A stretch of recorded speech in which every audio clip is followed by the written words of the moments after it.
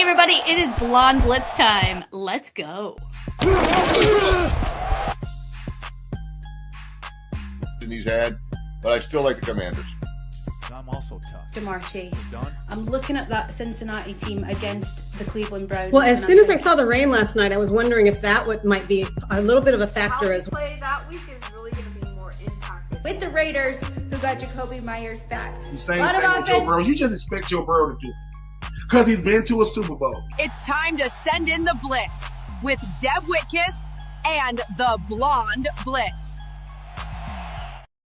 Hello, everybody, and welcome to the Blonde Blitz. I'm your host, Deb Whitcas. It is Super Bowl time, everybody. I could not be more excited. There were only two left, right? We've got the Seahawks and the Patriots. We have got a great show for you this evening. Tonight, one of my special guests is a former cornerback in the NFL. He played for 12 seasons and was in Super Bowl 31 with the Patriots. Mike Scooter Magruder is here. He's going to help me with hot takes, and we'll hear all about his football career, playing with the Patriots, playing with Belichick and Brady, and his current endeavors. Also, special guest Charisse Brown, the co-founder of Off the Field NFL Wives. She is here. She's also the wife of Hall of Famer Tim Brown. She's here to talk about the 25th anniversary charity fashion show during Super Bowl week. We will all be there. It's always a standout event during the week, and this year it'll be even more special.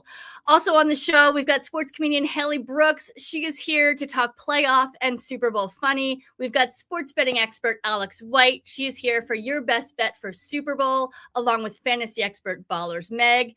Intuitive Reader 333 Ask Carrie looks at her power deck cards for the big game. And finally, Ben Troop, former tight end for the Bucs and the Titans. You guys all know him. He is here to talk Super Bowl picks. All right, guys, let's go. Let's get it all started with headlines. Now to Deb Whitcas with the Blonde Blitz headlines. What a wild championship Sunday. In Denver, the Patriots punched their ticket to their 12th Super Bowl with a gritty 10-7 snow game win over the Broncos.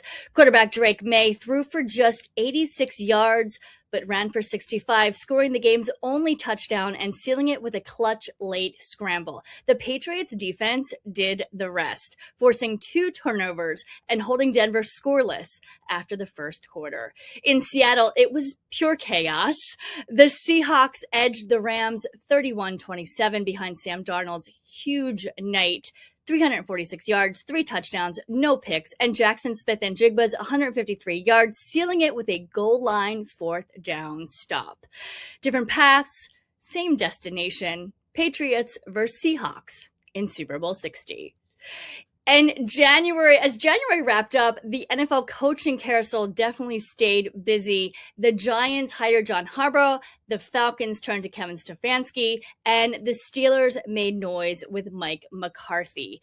Jeff Hafley landed in Miami, Robert Saleh took over in Tennessee, Jesse Minter stepped in with the Ravens, and Bills promoted Joe Brady.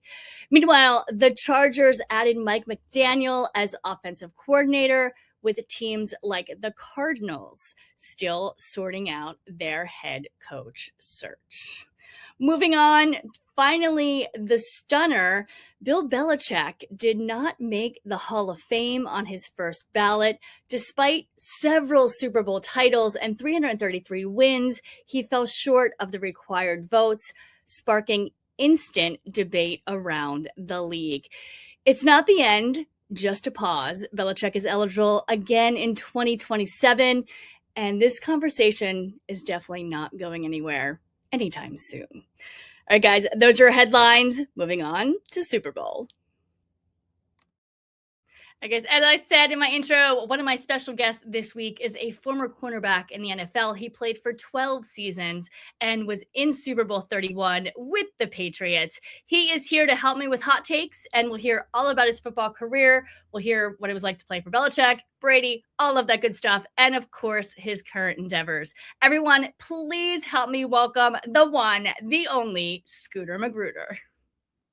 Next caller is Deb Whitcas, who says she has some really hot takes.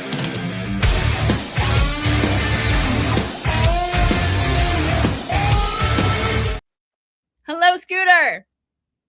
All right. Great to be here. Great to be on the Blonde Blitz. The Thank you Blonde so much for being here. I know you're so Blitz. busy prepping for Super Bowl.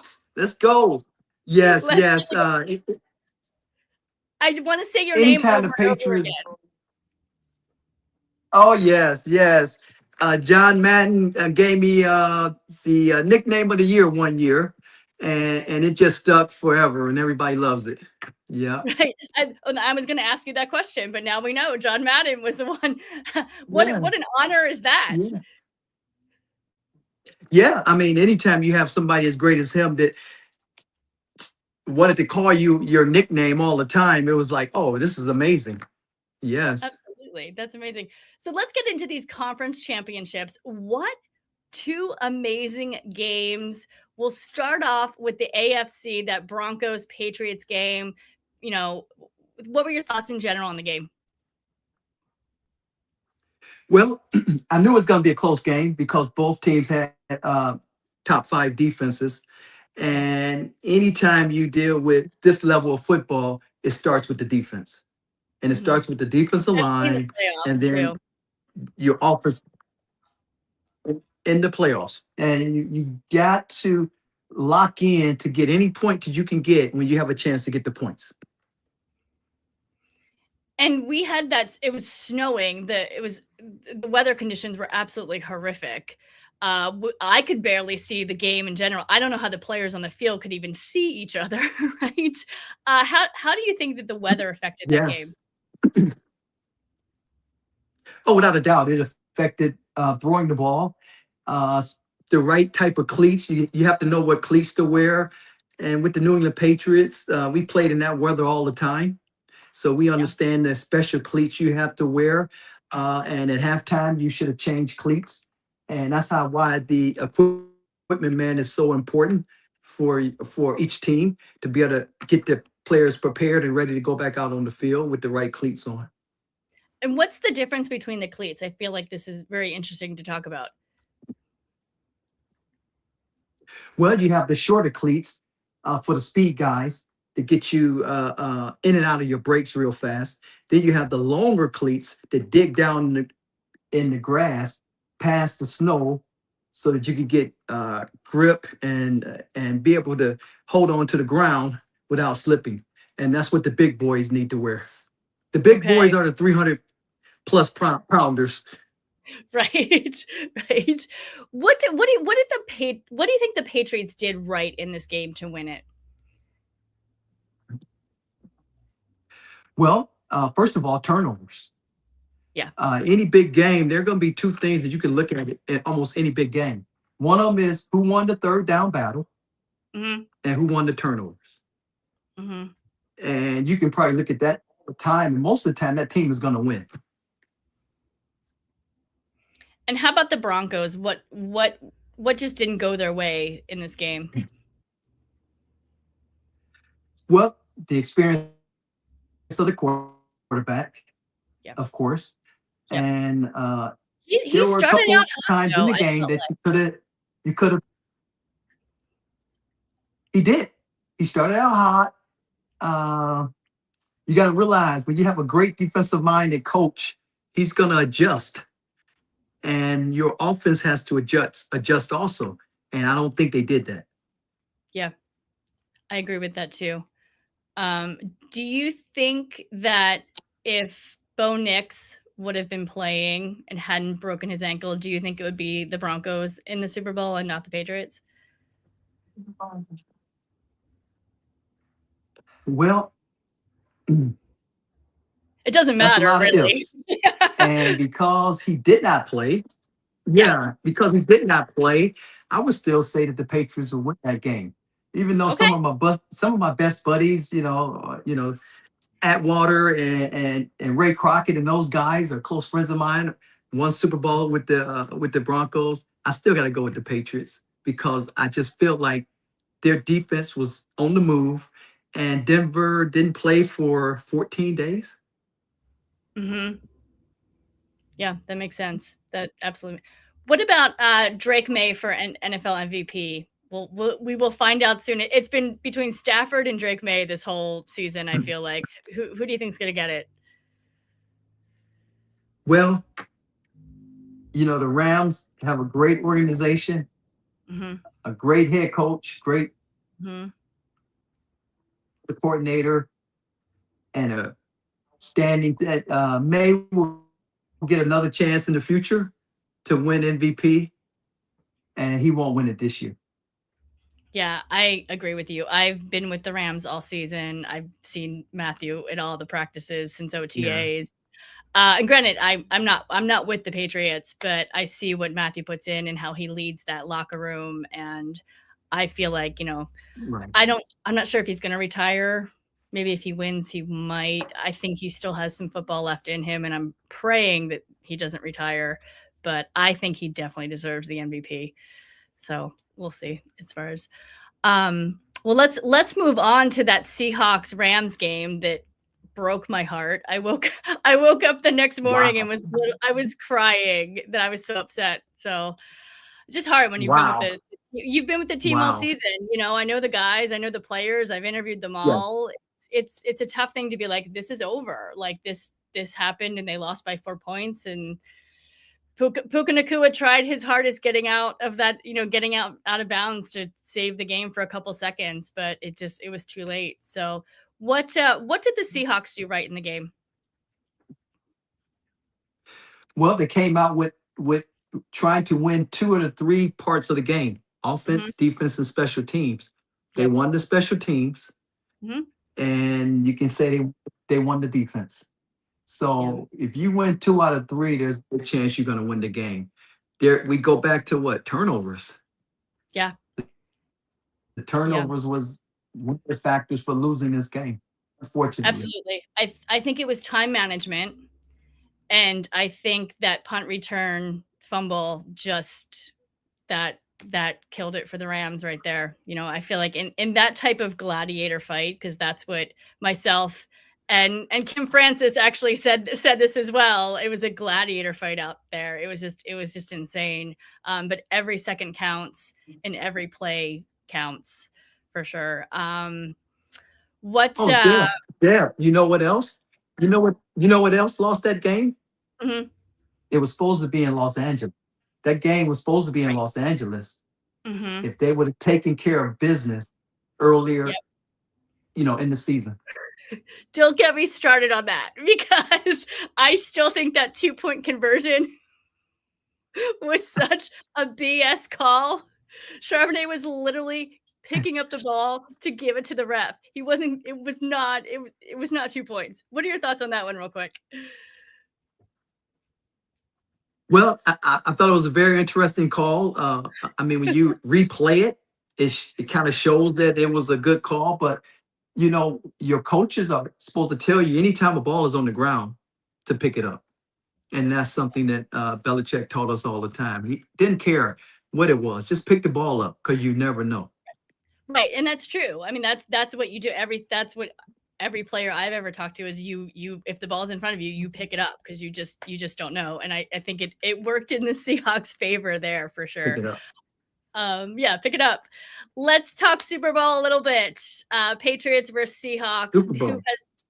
Who has the edge and why? Oh man, this is going to be an amazing Super Bowl. It'll be a short trip for Seattle, going over to San Francisco.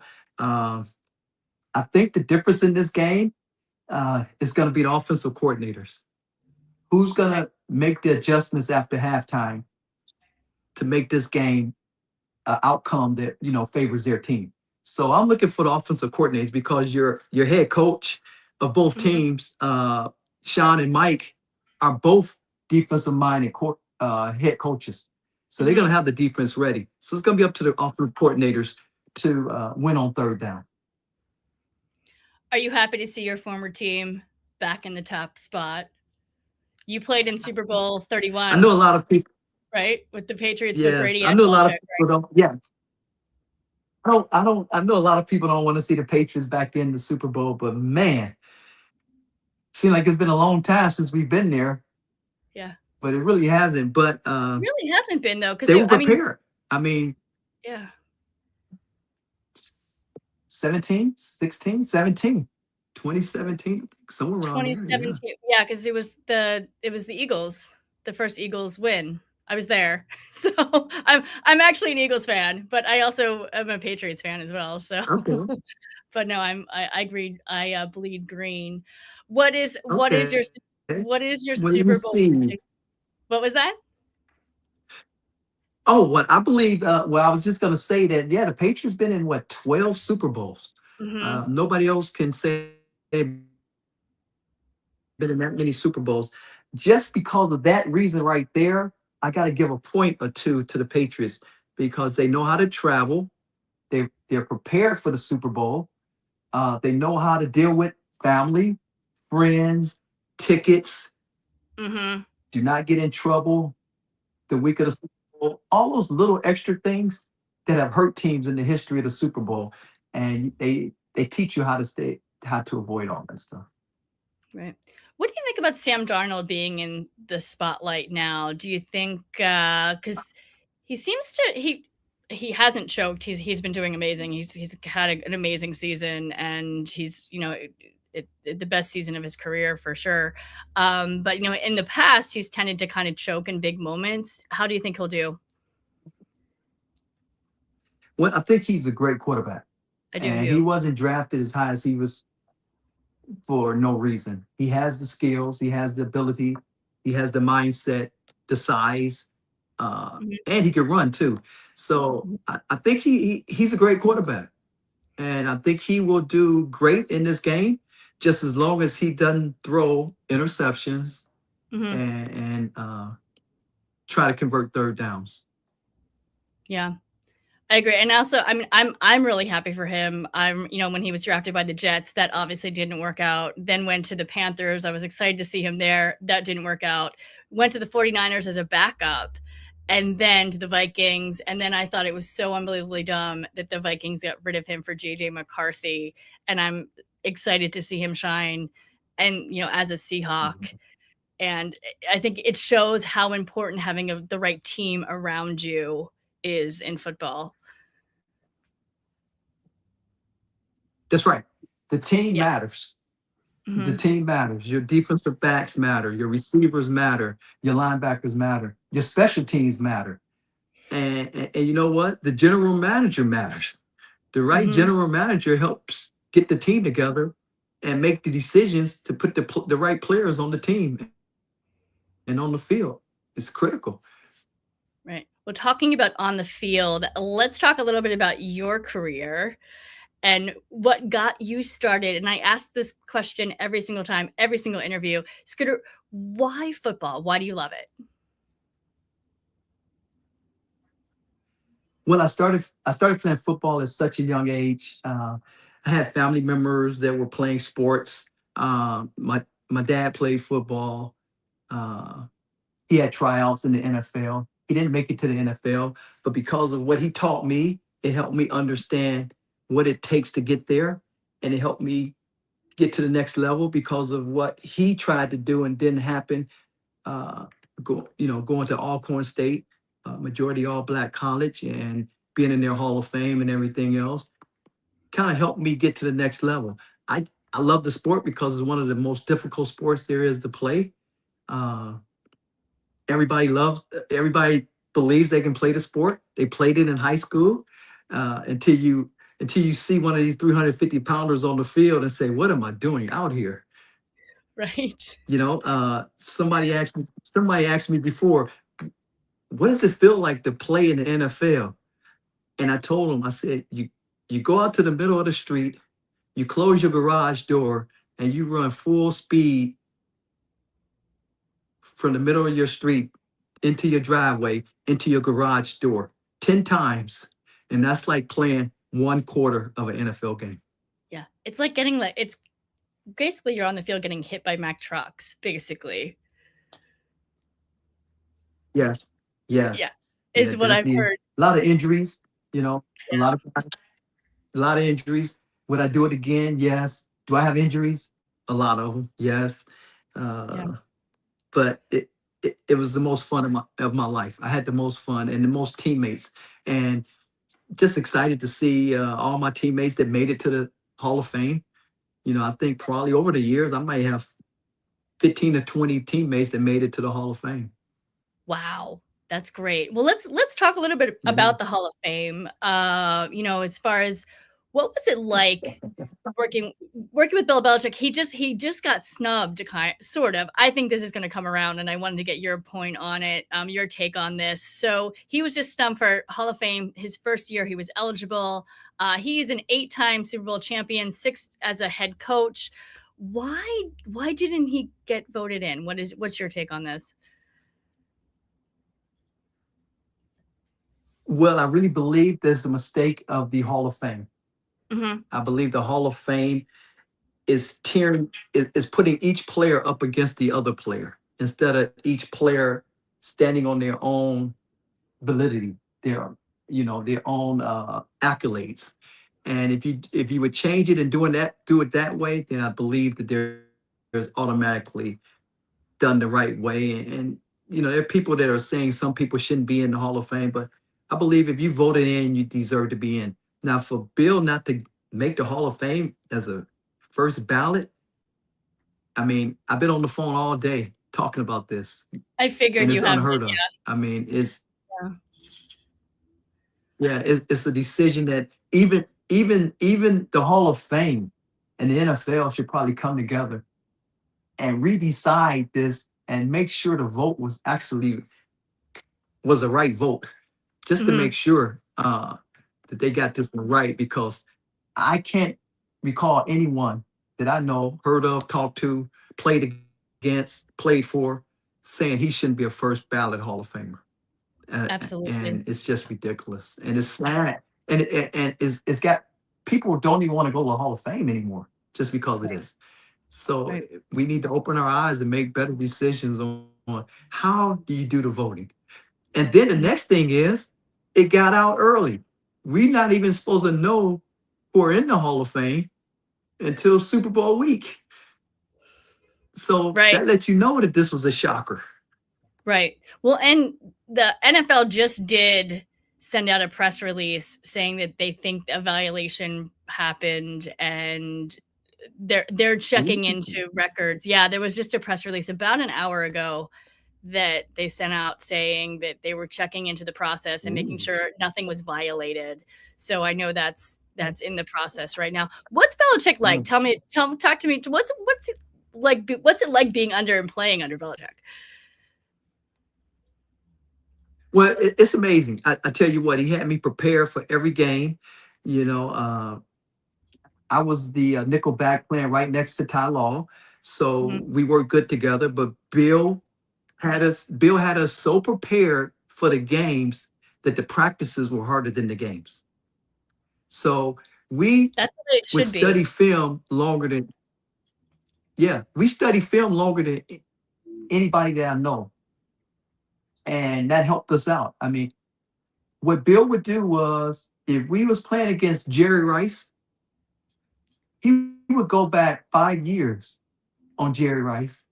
Yeah. And cut the tape up of Jerry Rice running the same route 5 years in a row, 16 games, so that you can see how he runs that route. And he would do that for every route that he runs. So when you line up, you line it up saying, wait a minute, this feels like this may be the curl route or the out route. Mm-hmm. So he always told us, never guess, but be prepared. Now, on the other side, he was so smart that we never understood his jokes. And sometimes some of his jokes went right over our head. And we like, okay, Bill, we don't know what you're talking about. But I tell you what, the man is a genius. He has a memory that is amazing. He doesn't forget a face. He doesn't forget information. And he's always taking notes. Yeah, and I've heard all he thought about while he was coaching was football. Like, he knew no world events, only football. Yep. What about every Brady? Now and then, I think we played golf once or twice together. Okay, well that's in the football realm. I feel like, because all NFL players play golf, right? I mean, You got to relax. But I will give you a story. So when I was retiring, I had quite a few injuries, and he said, "You're not finished yet. You're not finished. Would you like to coach?" So Oh, Bill offered me a chance to be a coach of staff uh, back then. And at the time of playing so many years and so many injuries, I said, "Bill, I don't know if I'm ready to coach. And I know how demanding you are. You know, I might be in there 17 hours a day during the season." right. So I said at the time, I said, "Bill, I think I'm gonna pass right now, but let's revisit this later on." So every time we see each other now, we laugh about me turning him down and not maybe going to 8 or 9 more Super Bowls or whatever. So we joke about that a lot. He mentioned, "Hey, you could have been a head coach by now." I So, mean, is it so off the it's table all good. But now? I'm like, is it off the table now? uh, yeah, probably North Carolina's. I kind of like Dallas, Texas right now, and All right. staying with family and friends and stuff like that. So Well, let's talk a little bit about yeah, what you are doing now. Talk to me a little bit about your current okay. endeavors and your passions. Let's.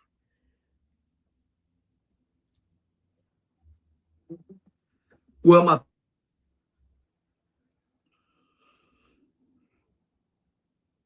Oh, did I lose you? pa-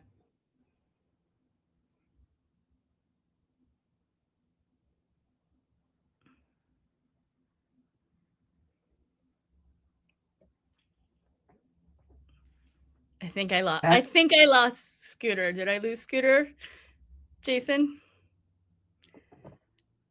okay, Oh, there he is. Okay, he's back. All right. It's all yeah, about live, right? yes. So me and Larry Brown, the Super Bowl MVP from the Cowboys, are best friends, and we Mhm. started our foundation together years ago. And then after we started our foundation, we decided to do our own foundation for youth. So I started Platinum Charities Foundation, and it just focuses on the youth in the community, helping kids get to the next level, helping families, uh, and helping create and solve problems for families. And that was important for me. Absolutely. And so tell me a little bit about the charity and what you do, raise money, what you do, youth camps as well. Yes, I get my buddies to come in, and they do the football camps for me. Uh, with all my injuries and stuff, I don't do anything else but tell the guys, "Hey, go here and go there." But my buddies come in and they do the camps for me. We've had a superstar player come out of the camp the last couple of years. One of the Ohio State running backs, Bo Okay. Jackson. Yep. Bo Oh yeah. Jackson, he's been at my camp for the last 6 years. Okay. Uh, and I knew he was going to be a superstar because of his personality, his attitude, his his want to learn more, and that never give up type of attitude. And I can only say great things about him. So we had first round picks come out of the camp. Uh, some other guys, we had quite a few guys go to the pros out of the camp, and we just give back. And we raise funds to give back. We've never charged a kid to go to the camp. The camp sells out the first day every year, and I think this is about the 15th year maybe of the camp. And you have a camp coming up in July this year? Yeah, the camp will be in July. This camp here will be in Cleveland, Ohio. I grew up in Cleveland, Ohio, so wanted to give back to the community that I grew up in. And I went to Cleveland Heights High School, which we have some other famous athletes from that high school that went into the Hall of Fame with me, the Kelsey brothers, uh, Yes. Travis and Jason. And Jason has Of been to the course. camp before. Jason came out to the camp and helped out and did an amazing job. Yeah, Jason's so great. I've interviewed Jason before. yeah, And just from the height. what can our audience expect from the camp? If they can they sign up? Like where can we find this information? Well, Platinum Charities has the information. The good part is that we never publicize the camp. The bad part is that it's hard to get into camp because it sells out day one. Oh, wow. Yeah, so there's over 200 to 250 kids there, and in one day it's done. We work with different schools. We work with in the past we worked with Ted Gann from Glenville High School, where my mom was one of the principals. And if you know Glenville, they have a kid going out of Ohio State this year that may be the second or third pick in the draft. They came to the camp before. Who was that? Then Reese out of Ohio State, linebacker. All right. Well, Yeah. we'll keep an eye on him for sure. I'm going to go to Combine. So Yeah. And then Cleveland Heights. I do the camps at Cleveland Heights, and I'm doing the camps at St. Joe's with Coach Jeff Roski, who coached Kelsey Okay. in high school. So that's good there. And by the amazing grace of God, we had Bernie Kosar come out of the hospital and come to the camp last year. Walked out of the hospital and came straight to the camp. All right, very cool. All right, and you also work with women and abused women, children That's who are coming right. into shelters, right? Let's end on that note. Tell me a little bit about that. Yes, my foundation. The goal of the foundation is to purchase a house in different NFL cities. We purchased our first house in Cleveland, Ohio, for domestic violent victims so that they can get out of the situation. That's been a blessing there. We would like to buy more houses in different cities because I'm not trying to change the mind of a 40 or 50-year-old man. I'm trying to tell these 12-year-old kids in the house that domestic violence is not the way to go. So if we can change the mindset of a youth, then that's what we want to do. And then our scholarships. We've been giving scholarships Yes, away. talk to me about scholarships as well. Yeah, we've been giving scholarships away to different kids around Ohio, around Texas, and pretty much around the country. And just a blessing to give out over 30, 40 scholarships over the years. Awesome. And so we have Byron Williams, who just texted me, and he's saying, Deb, ask Scooter about running the 100-degree heat in Texas with Byron Williams. And then we'll end on that.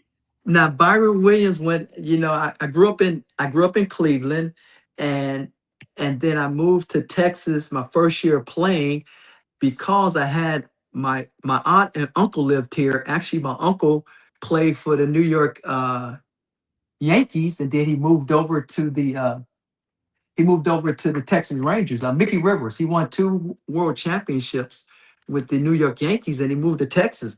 And I came down here to visit. I said, oh my goodness, this is so much nicer than Cleveland, Ohio. I said, I'm moving here. One of the first people I meet when I move here is Byron Williams. I love it. And he became one of my best friends and my training partner. And he's one of the reasons why I played so many years in the NFL, because we trained so hard. We turned the heat on in the car. It'd be 105 degrees. We would turn the heat on full blast with the windows up, with jackets on, for our 20-minute ride to the field where we're going to train at. And we burning, sweating everywhere before we even start training. And then we run 10 100 sprints. And I'm thinking we're done. And we said, oh no, that's just the warm up. Byron's just starting. So we just starting. So yeah. So that changed my outlook on, if you can do these workouts, you can do anything. Awesome. And Byron was on last week. All right, Scooter, thank you so much for being here on the Blonde Blitz. Thank you. I will see you at Super Bowl. Where can our audience find you? What are your socials? Well, you can go to Platinum Charities, platinumcharities.org, and you can go to you can go to Instagram at Platinum Charities, and of course you can see me there. And then you can probably see me on Facebook also. And I will tell everybody here, take the points at the Super Bowl, and take the points before they change quickly, because I think the points are going to be the difference in this game. I agree with you there. All right, Scooter, thank you so much. I will see you in San Francisco. Thank you so much. Thank you. See you soon. All right, guys. Next, sports comedian Haley gives us her funny take on playoffs and Super Bowl. Haley, where you at? Okay, I got one for you. What did the wide receiver say to the football? Catch you later. Yeah, my jokes suck. That's why I watch the Blonde Blitz. Hello,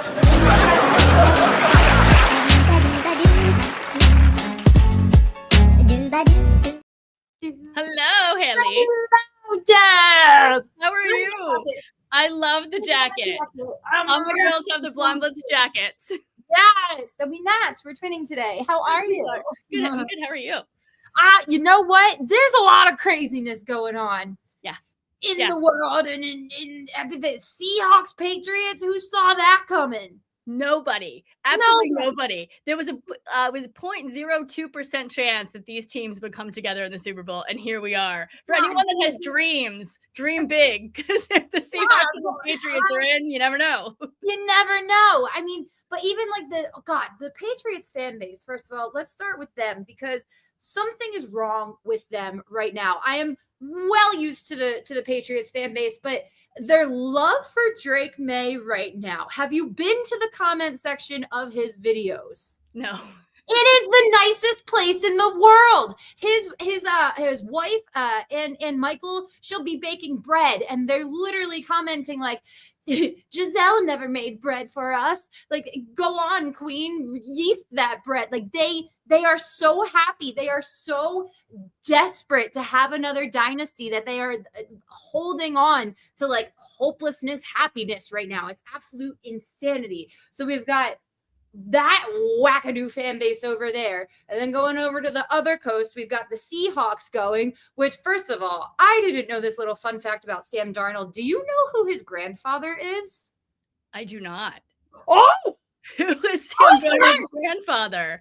Sam Darnold's like USC, like went to high school in LA, San Clemente, I think. Better. So yes, so his grandfather is from Long Beach, California. Yeah. His grandfather is Dick Hammer. Do you know who Dick Hammer is? No, I don't. The Marlboro Man. Who? The Marlboro Man. The Marlboro Man. Dick Hammer is Sam Darnold's grandfather, the original cowboy killer before Brian Schottenheimer, however you say that motherfucker's name. That is Sam Darnold's grandfather. You can't tell me. I'm taking the Seahawks in this one. I know everyone's taking the Seahawks in this one. But between Dick Hammer and Cardi B having green hair on the sidelines, by the way, we're just going to ignore that. How she was like dressed like Catwoman with snot green hair on the sidelines for the Patriots win. I smell a scheme. So we've got cowboy killers. By the way, some celebrities who won't be at the game. Obviously, Trump said he won't be there at Levi's Stadium because it's too far. It's too far. I'm great. Listen, I'm not going to go there, but I'm glad to know that that's where he draws the line, is that San Fran. And listen, San Francisco, now's your time if that's where he draws the line at blue hair and lattes. But also Sydney Sweeney, she won't be there because, Levi's Stadium, she said she already has good genes and bad morals. But I'm really, really excited for this Super Bowl performance. I'm not going to lie. Bad Bunny or Green Day? Both.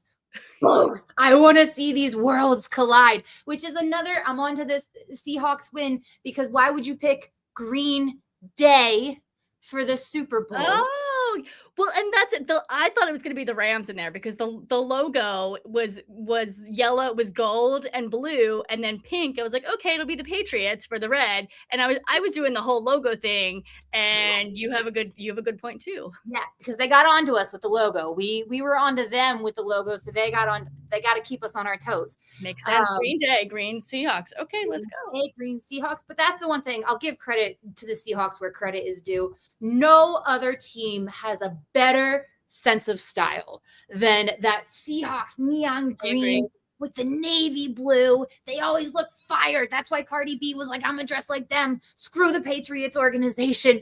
I'm gonna dress like them. But I will say that game gave me such nostalgia watching the snow fall and everybody was slipping and falling and then not a single point scored after in the whole entire second half. No one scored. No kicks made. It was glorious. I loved it so much. I literally was sitting there putting my own beer jacket on, tossing back those Bud Lights like, oh my God, this is so nostalgic for me. But I really can't believe that this is the Super Bowl that we're gonna get. Seahawks, Drake he might have an injured shoulder. He might have an injured shoulder. They're saying no, but there's speculation. He could be injured. We'll see. And Sam Darnold. I'm excited for Sam. I'm excited for his grandfather and for him. Oh boy, the original Marble Man. He's been killing us for years, and now he's doing it again with his goddamn grandson. I can't believe you didn't know that. I did not know that. I love it. I don't know where you got that from, but I love it. It's a true fact, and his name is Dick Hammer. That is his birth name, Dick Hammer. Oh my God, Haley's so funny. Haley, where can our audience find you? You can find me on Instagram. I just deleted TikTok. Is Haley Brooks is here. I think everyone deleted TikTok. Isn't it like all gone? Yeah. As you should. All right. We'll see you soon. Thank you so much for stopping by. We'll see you soon. All right, guys. Next, my special guest. We're so blessed to have her. She is the co-founder of Off the Field NFL Wives. She's also the wife of Hall of Famer Tim Brown. She is here to talk about the Off the Field's 25th anniversary charity fashion show during Super Bowl week. Guys, it's such an amazing time full of great fashion, fun, and it's all for such a great cause. She's here to talk all about it. Charisse Brown, welcome to the Blonde Blitz. I'm still waiting for my invite as a special guest on the Blonde Blitz. My agent is waiting for your call, Deb.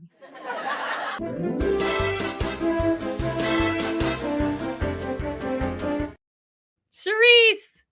Hi, Deb. How are you? So well, how are you? I love that you're in your pink and off the field and we're all in pink. Come on. I know how to represent you, right? And represent off the field. Absolutely. It's been a while. It's so good to see you and thank you for coming on the show. Yes, thank you once again for having me. So appreciate you, sweetie. And I cannot wait for this fashion show. It is one of my favorite, if not my favorite event of the entire week. And there's a lot going on during the week. A lot going on. But you know what? We are so excited. There's just so many things going on, as you say, but it's always one of the marquee events of Super Bowl weekend. Yes. I love saying that. We will talk all about it. So let's start off with, you're the co-founder of Off the Field NFL Wives. What is the mission of the nonprofit? Let's start off with that. Wow. We talk about our mission all the time, being a nonprofit, but being a sisterhood as well. But our mission has been to go into these Super Bowl host communities and, give back, supporting, charitable organizations, men, I'm going to say men, of course, women and children, organizations. We make that our center point of what we do and who we try to really support are definitely women and children organizations and foundations. We've been doing that. Oh my gosh, I'm aging myself, but we've been doing that now going on 25 years. Yeah. So, but that sisterhood too, I have to bring in that component of having a support system for other NFL wives and significant others. It's not just an organization for the wives, but it's also an organization for our significant others. And what can our audience expect from this year's charity fashion show? It's 25th anniversary. I know you ladies are big. Wow, you're talking about the silver anniversary, Deb. I mean, we have to bring it. I'm telling you, our president, Tanisha Patterson Brown, she was like, okay, it has to be bigger and better than it ever has been. The one thing we are going to do is we're bringing back some of the original board members and founding members of Off the Field NFL Wives Association. Ladies we probably haven't seen in a long time or been able to come out and be a part of the fashion show each year. So that's one of the most beautiful things that we are doing. We're having Charlotte Flair as one of our hosts. We're having the amazing Godfrey as our co-host with Charlotte. I mean, that in itself speaks volumes, I love having the diversity, where you have the woman and the man, and you have this strong woman that has done incredible things. And I know you probably know her dad is Ric Flair. And then you have Godfrey that goes around just making everyone laugh all the time. So even having that has just been, just exciting. We're just really, really excited about, just everything that's happening right now. we're honoring and I should say benefiting the Boys and Girls Club of San Francisco and Oakland are our benefactors this year. And forgive me, I've been dealing with a little jet lag. I was in LA, got stranded there because of the weather, trying to get back to Dallas. So I'm a little sleep Hi. deprived. So forgive me for being tongue tied tonight. I'm like, oh my gosh. You were doing fabulous. Actually, you answered my next question. Who is benefiting? What charity is benefiting this year? Yeah. We have some great sponsors too that have come alongside of us. We have Gilead, if you're familiar with them and what they do for breast cancer. We have NAMI, what they're doing, the amazing things that they're doing for mental health. It's just the partnerships are incredible. We're doing honoring our global honoree, the Amina Foundation, Amina. So I mean, we have just person after person. One of our dear friends, and I should say, she's been the executive producer of Tim's Mentor Mini Camp, Kathy Ireland's. I mean, Shaquille O'Neal, Howie Long. She's been doing this. Elise Kim. I mean, she's been just representing, the communities for so many years, doing an amazing job, putting the 911 for Kids event on each and every year. The 911 for Kids Emergency Foundation, where it teaches kids the proper use of 911. And these are young kids that are being honored for saving their grandparents or saving a parent or a friend. And, that's been really, really near and dear to Tim and I for so many years. So that's one of the many charities, but that's, one of our foundations as well. And it's actually so important that the kids do know 911. I don't know, my personal story, my mother was really sick growing up, and I knew my grandmother's phone number from 3 years old on. Exactly.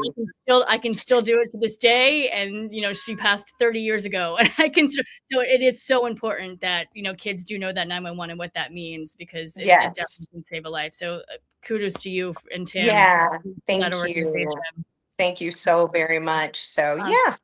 And I love that off the field also, it's just such a sisterhood, and all the women you just mentioned, like so many women are involved, and it's just a very woman empowerment event. Definitely. Some of the NFL wives, some of the girlfriends, they're going to be the models, walking the runway, correct? Tell me about that. Oh, excited about that. We'll have active wives that are modeling, and of course some of the retired wives, but you're talking about Ashley Peterson, Ashley Wheeler, just to name a few. Exactly. Atoya Burleson, Nate's wife. I mean, I'm blurring out the names, but the names go on and on. And I mean, just having those ladies be a part. Holly Robinson Pete cannot model, but I told her, because she has all her events going on, but I'm like, girl, you gotta come. She's like, I'm coming to support you guys. And she is where we actually, my girlfriend and Angela and I came up with the idea to have a fashion show. I don't know if you knew, many years ago, she had Holly Robinson Pete actually started the first fashion show at Super Bowl. It was called the Gridiron Glamour, and she would have all the athletes, I mean, from Serena Williams to you name them, they were in that. Football players, basketball players, you name them, they were in her fashion show. And we would go and watch her fashion show every year. And it was just one of the best events there. So we started kind of doing a little something along the lines, but we wanted to incorporate the wives. What can we do in these Super Bowl host communities and cities where we can give back, and make a difference, and, do something, together, bringing all the wives together, but also the husbands coming out, supporting us and walking the catwalk with us. Just a family oriented event is how it actually started. So we actually got that idea from Holly. I never knew that story. That is an amazing story. Yes. Is there tickets still left for the fashion show? Yes, there are. The VIPs, of course, are selling out quickly, but we still have general admission and VIP available. Hurry up and get those tickets, because they are going to go fast. excited helps about. charity too. That Yeah. money goes That goes it's to a charity. That That goes towards charity. I know there's other, we're going to support even smaller, organizations as well. Yeah, that goes all towards charity. This is what this is about, is definitely coming in and giving back. And we chose San Francisco and Oakland. Everyone has been hit financially, but these are two cities that have definitely they're definitely feeling the pain, of the economy right now, and especially our youth, really, really trying to help our youth out so they're able to go to the Boys and Girls Club and the wonderful things that they do there. It is very, very important. We have everyone from young ladies, Naomi Lee from U.S. Girls Flag. She's going to be on the pink carpet doing interviews. And my daughter, Tamar Brown, who's an aspiring broadcast journalism major, who will be graduating from LMU and heading over. She applied for the master's program at USC. And so we are just like, we're going to have the young ladies out, representing and, doing interviews. And so it's going to be a lot of fun. It's going to be a ton of fun. And I Yeah. absolutely cannot wait. Where can our Yes. audience find a link to buy the ticket? Definitely off the fill, NWA at .org. And national, let me say that again, off the field, national football, blah, blah, blah. Yes, I'm like, it's tongue tied, but off the field, NFL Wives Associations.org. I'm telling you, I have been so dehydrated. It is like, It's already starting. when you travel, yes, I'm like, oh, I didn't bring water with me, but yeah, just a little tongue tied. Elena Foster said you could go on Eventbrite as well and buy tickets there. Yes, and definitely go on Eventbrite. Yes, and I was going to say, just go on Eventbrite, Off the Field, NFL Wives charity fashion show. It's there every year, and we are just excited to see everybody come out and just support us and bring the family. Once again, I'll say it all the time. You'll have NFL players in attendance. You'll get to meet some of the Hall of Famers. A lot of the legends will be there. You'll meet some of the the current players will be there, and it's going to be exciting and fun. And you already know we always bring the glam. Yes, you absolutely bring the glam and the fashion, and it's just an amazing event. Thank you for including me in it this year as well. Oh my God, yes. Always you're going to be included. You know that, right? Thank you so much. All right, Sharice, thank you so much for stopping by. I will see you in San Francisco. I'll see you in San Fran. See you soon. Okay, bye-bye. All right, guys, let's get into Super Bowl. Please welcome third-generation sports betting expert Alex White to give you your best bet for the big game. It's time to get some NFL betting advice from Alex White and the Blonde Blitz. Win big so I can rob you later.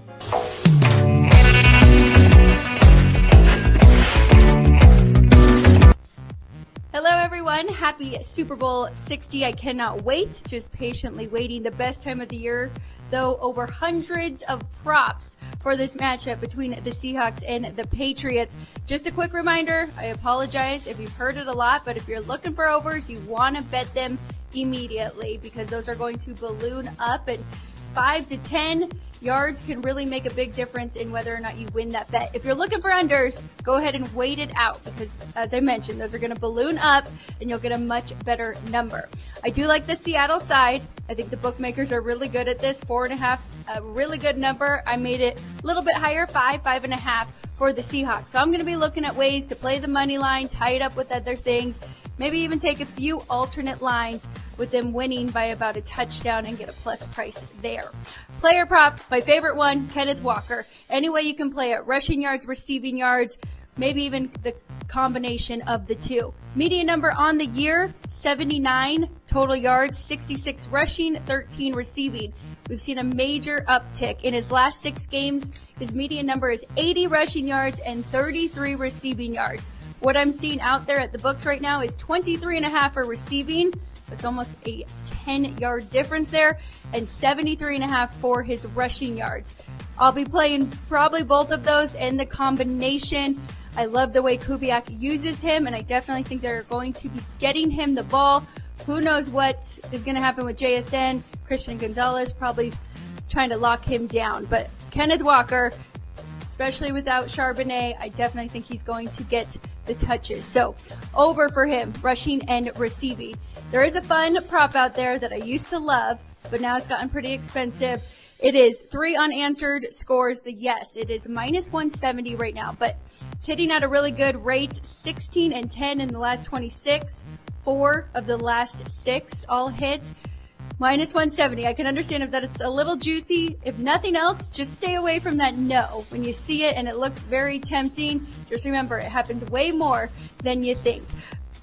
Last little bit, I think I'm going to put a little bit on Kenneth Walker for MVP at plus 650. Good luck, everybody. I hope you enjoy the Super Bowl. Deb, thank you so much for having me each week on the Blonde Blitz. I love it and have so much fun there in San Francisco. Bye, everybody. Good luck.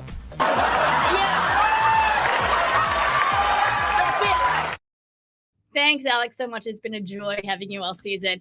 And of course, we cannot talk sports betting without talking fantasy. Here is fantasy expert Ballers Meg with your daily fantasy advice for Super Bowl. When I'm looking for fantasy advice, I listen to Meg from TSS Fantasy.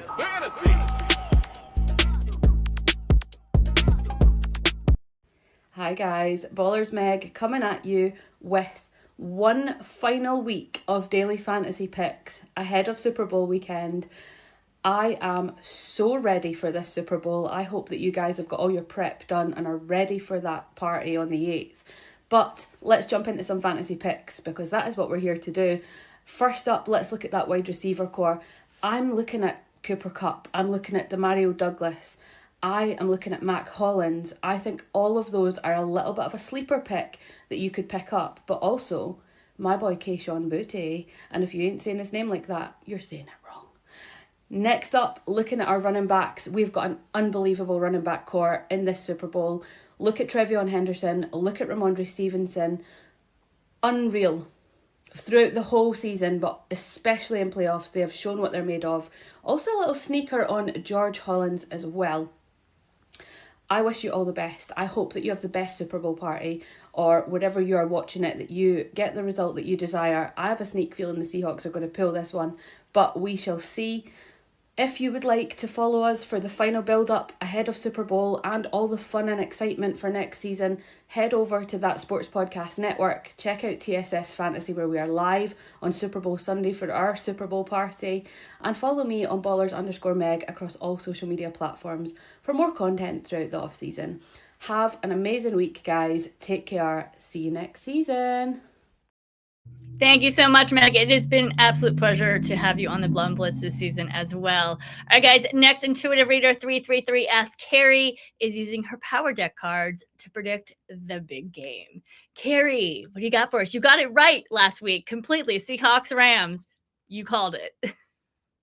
Let's see what the Power Deck cards say about these NFL team futures.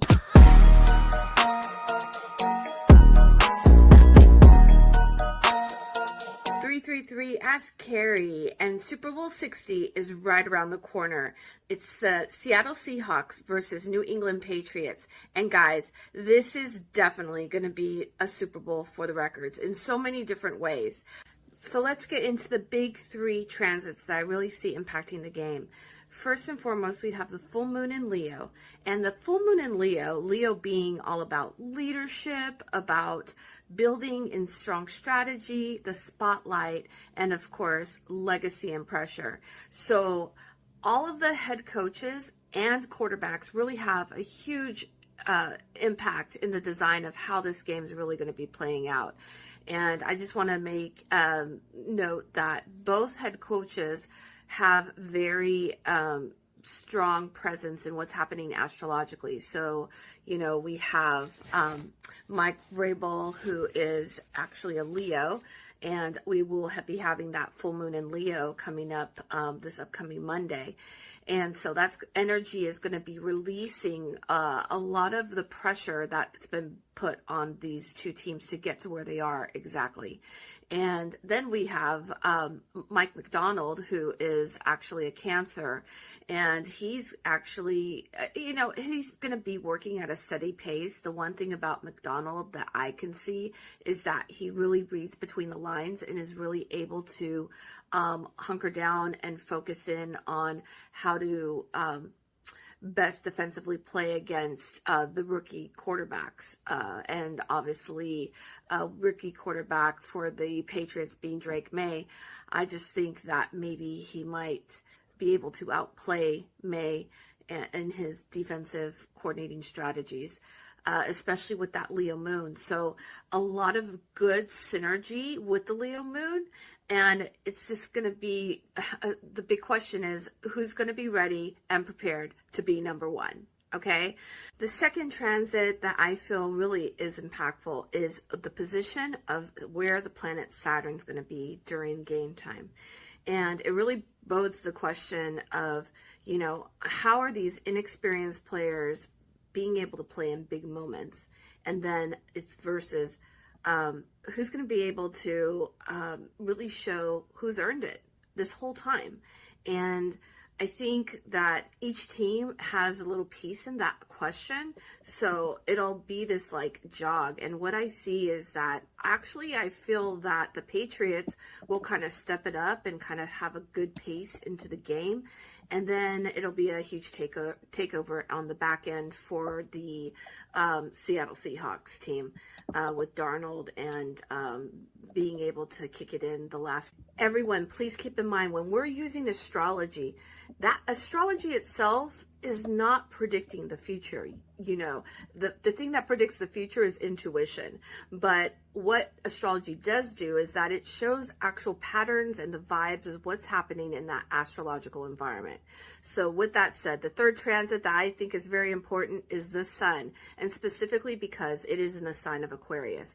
And it's going to be impactful because there are certain players who have sun sign Aquarius. And the one notable one that I think is going to really be able to connect with Sam Darnold is Najigma. Now, Najigma is an Aquarian, and he has obviously throughout the season proved to be, you know, a great player on the field, and also for the fact that I think this is going to definitely, the transit's going to boost his energy, him being an Aquarian and it being a sun in Aquarius. So with that said, let's roll into the power deck. Today, the cards are pretty spicy, and I think they really outline what's going to be happening for the particular game. So we have, for the Patriots, I have the Six of Pentacles, which means that this is their reunion, this is their comeback, this is their let's make some more history card, okay? And then we have the Three of Hearts. This comes in that present position, so they feel that they're going to have a win. Their fans, everybody who's supporting them, feels that this is going to be a time to celebrate again and make history. And then also having the Seven of Pentacles as a final outcome. Seven of Pentacles is kind of like, you know, guys, did we do our best card?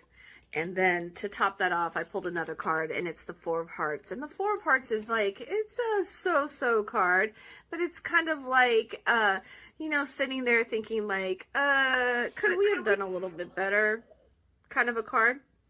So let's see what the Seattle Seahawks get. And we have the Ace of Clubs, which is Pentacles, and that means that they have an offer. They're going to be giving it all, moving into the game. That's their attitude kind of going in. But then we have the Nine of Swords. So it's saying that their pace going into the game isn't what it was planning to be. So it may not be like this, you know, huge lead over, if at all. Actually, it might be that the Patriots kind of like show off in the first half of the game. But then they come together as a team and they get the Two of Cups. So it's all about partnership and, again, that leadership ability. But then they also get the King of Spades, which is a Gemini air sign type of a card. And guess who is the Gemini? Actually, both of the quarterbacks are. But I actually feel that since this got pulled out in the Seattle deck, I think that Seattle might come on top. What an exciting game match. Super Bowl 60, my final score prediction will be the Seattle Seahawks 27 and the New England Patriots 21. Have a wonderful game watch and look forward to seeing who comes out on top. Back to you, Deb. Thank you so much, Carrie. All right, guys, we have made it to the final game of the season. Who would have thought we would have gotten here? It all comes down to this, right? Ben Troop, former tight end for the Bucs and the Titans, is here to help me with game picks for Super Bowl. Bring in Deb and Troop so we can get our NFL picks.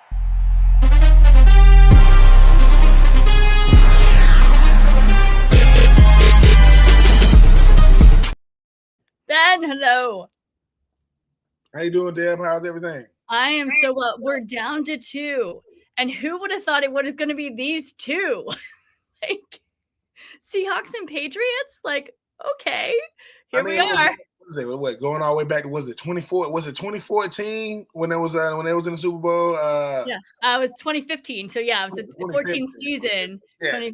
2015. Malcolm Butler goal line interception to Russell Wilson's pass. Oh my God. Sam, I am Darnold is telling everybody what y'all got to say now. Everybody kind of quiet now. People, but yeah, I'm looking forward to this one. Yeah. So what are you thinking? Let's talk.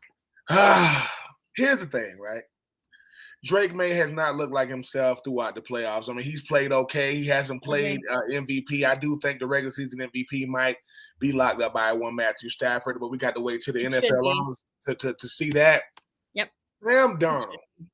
For everybody thinking that this is a fluke this year, he won 13 games last year for Minnesota. He's the only player in NFL history. He's the only player in NFL history with everything Tom Brady and Peyton Manning and Joe Montana and Steve Young and all these great quarterbacks have done. None of them have won 13 games for 2 different teams. Sam Darnold got JSN. He got Leonard Williams. He got Ernest Jones. He got Coach McDonald. Now, I respect what New England has done. Now, Clavon Chason, former first-round pick out of LSU, is doing his thing right now. The matchup of the decade is going to be Christian Gonzalez and JSN. Everybody is going to be tuned in. But Coach McDonald, I don't know what the soundbite was. They said before the season, they said he came into the meeting room. He said, look, fellas, it's the NFC Championship game. We at home. It's going to be windy. It's going to be raining. It's going to be bad for them. That's going to be good for us. He predicted it. I just think that everybody thought when Pete Carroll moved on from the Legion of Boom, from the 12th man, that you're not going to get that old thing back. Coach McDonald was like, I know everybody want to make it about Vrabel, but we got something going on over here in Seattle too. I like Seattle in this game for this reason. I like consistency. And the thing about it is Seattle can beat you in a lot of ways. Running the football, throwing the football, defense, special teams. And nobody really been talking about, Seattle. Not like we should. It's been about the Rams, been about, the Eagles. It's been about the 49ers. And here come the NFC best record in the NFL. And Sam Darnold, he looks like the Sam Darnold looks like the villain of The Incredibles. That's who he looks like. The little guy with the red hair. That's the funny thing is he's not. He actually doesn't have red hair. It's blonde. I've met him in person. And I didn't recognize him at first. Took me 20. I was talking to him for 20 minutes. Didn't realize who it was. And then because I know Sam Darnold is a redhead. But in person his hair looks blonde. Swear to God. Look, all I'm gonna say is this, Deb. I like Seattle. I know we got time. I like Seattle. I'm not gonna give a score prediction yet, but right now, I mean, with 2 weeks until the Super Bowl, I'm like Seattle. I have the right We're to just change starting to talk Super Bowl, right? Yeah, you're just starting we need to lean into it still. But make sure though, no weather's in the fall. Super Bowl edition. Yes. So y'all tune in next week. Nobody's safe. Listen, me and the commissioner, we gonna have some fun, right? It's gonna be crazy. It is going to be nuts. I need to stop in and say hi from Super Bowl from Radio Row. Can I come on in? Yeah, our house ain't as clean as yours, but I'm telling you, it's clean enough for you to come over there. We ain't got no cats walking around or nothing, but we have fun over there. We need the Blonde Blitz to make. Matter of fact, wait a minute. We need you to make your debut. Oh, no weather's in the fall. That way, because people be thinking, hey, man, why Deb don't come on your show? I said, don't ask me. I've been on it once. I was on it once. Yeah. We got 2026 edition. Long time ago, though. Today, yes, this year. But Deb, it's gonna be fun. I know you're gonna be very exhausted when all this is done. You need to get not saying you don't have it, get you a film crew to just follow you around. I have one. Well, see. I'm late to the party. See, I'm a country boy. I be like, boy, I got to film. You think I'm holding the camera? Ha! Not doing it. They better get their. But I'm looking forward to this Super Duper Bowl. I think guys like Sam Darnold is why we watch football, because everybody was so ready to write him off because, get drafted by the Jets, go to Carolina, he go to the Niners, then he end up with Minnesota. But here's the thing though. Right place, right time, right scheme, right team. You got a chance to win the Super Duper Bowl. And guess what? If he wins the Super Bowl MVP, before Josh Allen, before Baker Mayfield, and Justin Herbert, entire class. Paul Jackson. Just saying, people. I agree. Well, here are my thoughts. So first of all, the Seahawks lead the all-time series against the Patriots 11-9, including one postseason matchup. The last time these two teams played each other, the Seahawks defeated the Patriots 23-20 in overtime. It was in 2024. This is, and I kind of started off saying this super long shot for a Super Bowl, right? It's a rarity. These teams are actually playing each other. They entered this season with significant odds against reaching the championship. The odds were 48,000 -1, right? So that's a probability of 0.02%. So that's 1 in 4,801 that these two teams were going to make it to the Super Bowl. And here we are, which is crazy to me. I hate to say it because they beat my Rams and I'm still sad. I cried on Monday. I cried Monday morning when I woke up. I agree with you. Seahawks take this game. I feel like they have a slightly higher ceiling. I feel like they're the number one defense in the league. Defenses are who defense wins in the playoffs. They've got productive passing game. Their recent form, they just look unstoppable, right? They look good. I mean, Mike Vrabel is not in his contract. He's not going to go quietly into the night. He's not. Yeah, it's not going to be a rollover. I hope it's a good game. I really do. I don't want to see but a guy who hasn't really played that well in the postseason. This might be his. There's a guy by the name of Cooper Kupp. Yes. And this guy might save his, because I don't know how much. I don't know. I mean, Christian Gonzalez and JSN. That I don't know how much action they're gonna get. They're gonna throw it to him, but it's a battle of different schemes and different techniques. Drake he might not win the regular season MVP, but he will get to introduce himself to the world on the biggest stage there is in the Super Bowl. But I just think Sam Darnold and Coach McDonald and what they got going. He's playing his best football of his career. Let's be honest. He's MVP, and I think I'm calling him MVP for Super Bowl II. You want something controversial though, Deb? You know who the real MVP is of the regular season? You want to know who it really is? It's Myles Garrett. That's the MVP. Yeah. But they're not going to give it to him. Just call it a quarterback award so we can move on. That's all we got. Yeah, that's pretty much what's going to be. Anyway, I think Patriots do have a chance if their defense plays well. I think which they have. They really have. Right. But I agree with you with Drake May. I'm worried about his shoulder. I think they're kind of dumbing it down a little bit. I think he's probably a little bit more hurt than people are saying. Well, they're going to test it. They're going to test that shoulder for 4 quarters. So they absolutely are. I tell his wife, I know she got a cookie show. I have checked it out a little bit. Make sure she puts some steak or something with some rosemary for that shoulder, because he's gonna need it. He might need it. Yeah. I think Seahawks jump out to an early lead. I think they keep it. I think Seattle's going for its second ever Super Bowl and winning it. So Seattle's also 4.5 the point favorite. So, and they also have a woman owner, by the way, Jody Allen. So yes. Okay. So I'm rooting for the Patriots to win it, just because I have several friends that are Patriots fans and I want to see them win. But I do think the Seahawks take it. All right, Ben, we'll be in touch. I will see you during Super Bowl week. I'll come on the show and we'll say hi, and I'll be at Radio Row and we'll all talk.